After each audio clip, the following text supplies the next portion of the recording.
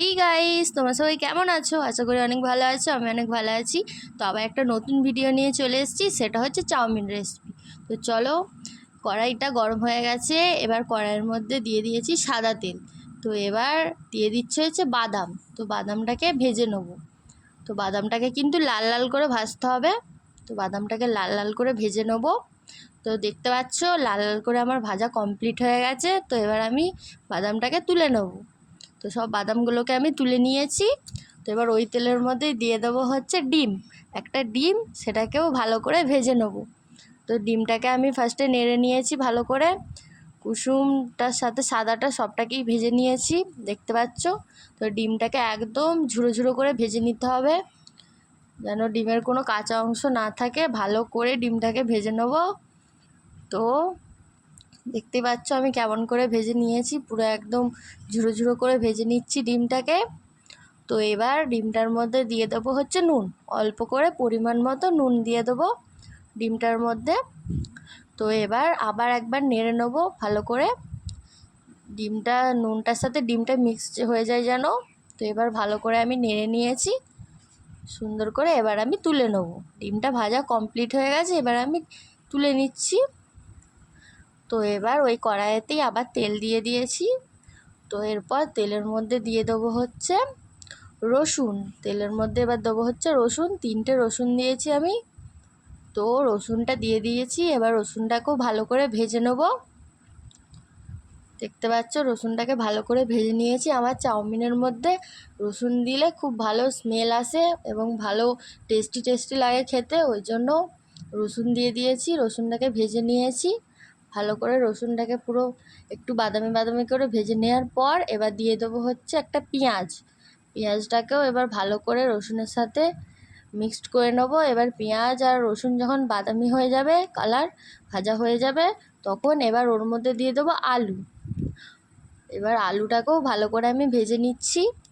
এবার আলুটাকেও ভালো করে পেঁয়াজ আর রসুনের সাথে মিক্সড করে নিচ্ছি তেলে। এবার আলুটাকে একটু ভেজে নেবো ভালো করে। তো আলুটা আমার ভাজা অলরেডি হয়ে গেছে। এবার ওর মধ্যে দিয়ে দেবো হচ্ছে নুন আর হলুদ। এবার ওটাকে দিয়ে ভালো করে নেড়ে নেবো।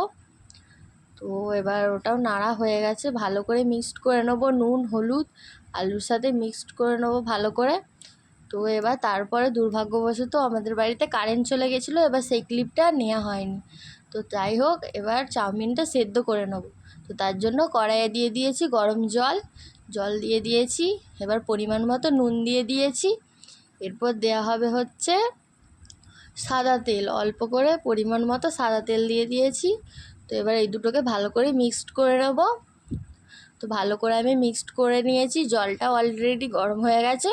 এবার আমি ওই চাউমিনটা ওর মধ্যে দিয়ে দেবো, যাতে চাউমিনটা বয়েল হয়ে যায়।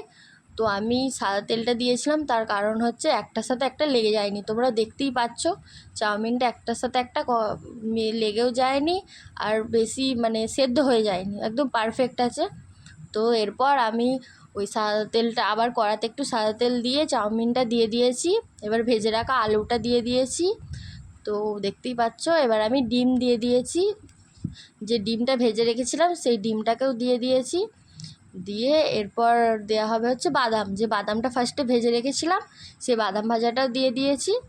তো এরপর এই সবগুলোকে একবার নেড়ে নেবো, সবগুলোকে একসাথে মিক্সড করে নেবো।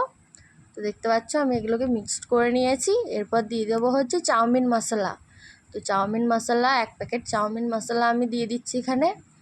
তো দিয়ে দেওয়ার পর ওটাকেও আবার ভালো করে মিক্সড করে নেবো। তো তারপর শেষে দিয়ে দেবো টমেটো সস। তো টমেটো সসটাকেও ভালো করে নেড়ে নেবো। তো এবার টমেটো সসটাকে ভালো করে চাউমিনের সাথে মিক্সড করে দিচ্ছি। তো তাহলেই আমার চাউমিন রেসিপি হচ্ছে কমপ্লিট।